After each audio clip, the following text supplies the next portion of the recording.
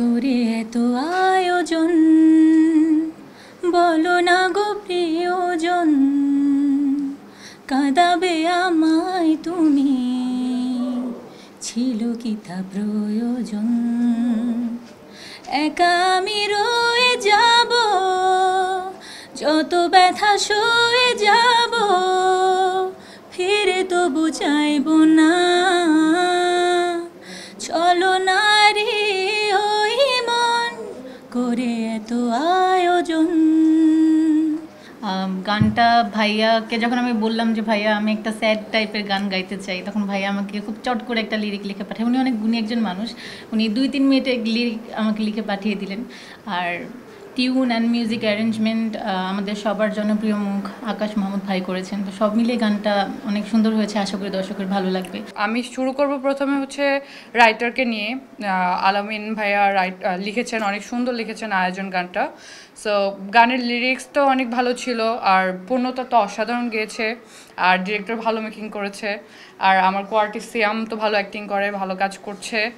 আর আমি ট্রাই করেছি যতটুকু সম্ভব করার। আর আজকে আমাদের গানটা রিলিজ হয়েছে, আমি বলবো সবাইকে গানটা দেখতে, ইনশাল্লাহ ভালো লাগবে। এটা আমার জেবার সাথে ফার্স্ট মিউজিক ভিডিও। এর আগেও অনেকগুলো কাজ করেছি, কিন্তু সেগুলো নাটকের। আলামিন ভাই তার সাথেও আমার ফার্স্ট মিউজিক ভিডিও। তার চ্যানেলের প্রথম নাটক ছিল আমার, সেটাও ভালো রেসপন্স পেয়েছি। আশা করি ফার্স্ট মিউজিক ভিডিও হিসাবে দর্শকের কাছ থেকে অনেক ভালো রেসপন্স পাবো। আর সিঙ্গার, ও অনেক ভালো গান গায়, তার সাথে আমার ফার্স্ট কাজ। সে আর্টিস্ট হিসাবেও কাজ করেছে, প্লাস সিঙ্গার। জেবার সাথে যেহেতু আমার ফার্স্ট কাজ, আর মানে মিউজিক ভিডিও ফার্স্ট কাজ, আগে অনেক কাজ করেছি, আর ও তো আমার ফ্রেন্ড। সব কিছু মিলাই কাজের অভিজ্ঞতাও অনেক ভালো, আর চেষ্টা করেছি ভালো কিছু করার জন্য। মিউজিক ভিডিও তো আমাদের গানটা দেখলে বুঝবেন, অনেক রোমান্টিক সিন ছিল। ও আমার ফ্রেন্ড অনেক আগে থেকে, আমার মিডিয়াতে আসার আগের ফ্রেন্ড। তো ওর সাথে আমার প্রথম মানে সেই রোমান্টিক সেই ব্যাপারটা আসতেছিল না, মানে রোমান্স করবো, কারণ আমার ফ্রেন্ড, মানে ওইখানে যদি অন্য কোনো নায়িকা হতো সেটা ঠিক ছিল। তো আমি ভাবলাম যে ফ্রেন্ড ট্রেন্ড সব বাদ, আগে কাজটা ভালো করে করি।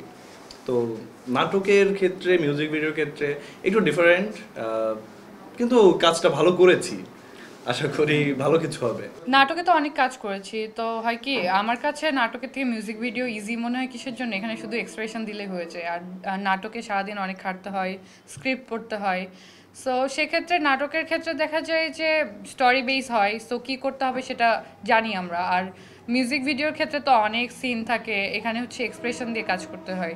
সো যেহেতু ও আমার ফ্রেন্ড, তো ও আমার সাথে কমফোর্টেবল ছিল না, বিকজ থাকে না যে মিউজিক ভিডিওতে আমি তার গার্লফ্রেন্ড, সে আমার বয়ফ্রেন্ড। সো ও তো আমাকে ওভাবে কখনো চিন্তা করেনি, সো এই জিনিসটা আসতেছিল না। পরে যখন ভাবলো যে না, শুট যেহেতু করতেই হবে, পরে অনেক ট্রাই করেছি। সো আমার মনে হয় যে ঠিকঠাক ছিল। আপনি বলছিলেন যে ফ্রেন্ড, বয়ফ্রেন্ড, গার্লফ্রেন্ড, তো এরকম অনেক কিছু শোনা যায়। আসলে আপনাদের একটা সম্পর্ক আছে, কতটুকু সত্যি? আমি শুনিনি কখনো, আজকে ফার্স্ট টাইম শুনলাম যে ওর সাথে আমার কখনো রিলেশন ছিল। We are good friend. এটা তো আমিও ক্লিয়ার করে দিলাম যে আমার মিডিয়াতে আসার আগে থেকে আমার ফ্রেন্ড। তাহলে আমি যখন কাজটা করি, সর্বপ্রথমেই আমি ধন্যবাদ দিব আমার যে প্রডিউসার, আমার বন্ধুবর বলতে পারেন, আলামিন ভাইকে। উনি আমাকে একটা কথা শুধু বলেছিল যে এই কাজের জন্য কোনো ধরনের আমি মানে কৃপণতা না করি, মানে যা আছে যেভাবে আছে আমি সেভাবে কাজ করে যাব। প্লাস একটা বারের জন্য আমাকে বাজেট নিয়ে কোনো কথা বলে নাই। আমি আমার জায়গা থেকে সর্বোচ্চ চেষ্টা করেছি ভালো করার জন্যে। আর একটা জিনিস আমি মাথায় রেখেছি, সেটা হচ্ছে যে দর্শকদের, যে ওনাদেরকে মাথায় রেখেই আমি গানটা মেকিং করেছি।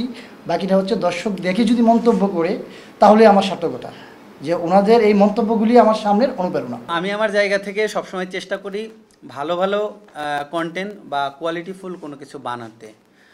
আর এই কারণে আমি আমার চ্যানেলে বর্তমান হচ্ছে যাদেরকে নিয়ে কাজ করতে অনেকে ভয় পায়, যেমন আমি রুনা লায়লা ম্যাডাম, সদ্য কিংবদন্তি গায়িকা, ওনাকে দিয়েও কন্টেন্ট বানিয়েছি। আবার এই প্রজন্মের আকাশ মাহমুদ, খায়রুল আসি ভাই, তাদেরকে দিয়েও বানিয়েছি এবং বানাচ্ছি। সামনে ন্যান্সি আপু, সাবিনা ইয়াসমিন নানু, এদের কন্টেন্টগুলোও আসতেছে। আমি মূলত হচ্ছে চাইতেছি যে আমার চ্যানেলে ঢুকে মানুষ কোয়ালিটিফুল কাজ দেখুক, সেই জায়গা থেকে আমি এই কাজটা করেছি। কাজটায় আমি বিন্দু পরিমাণ কোনো কার্পণ্য করি নাই। ভিডিও মেকিং থেকে শুরু করে সব জায়গা থেকে আমি চেয়েছি পুরো মানে অন্যরকম একটা ফ্লেভার দিতে।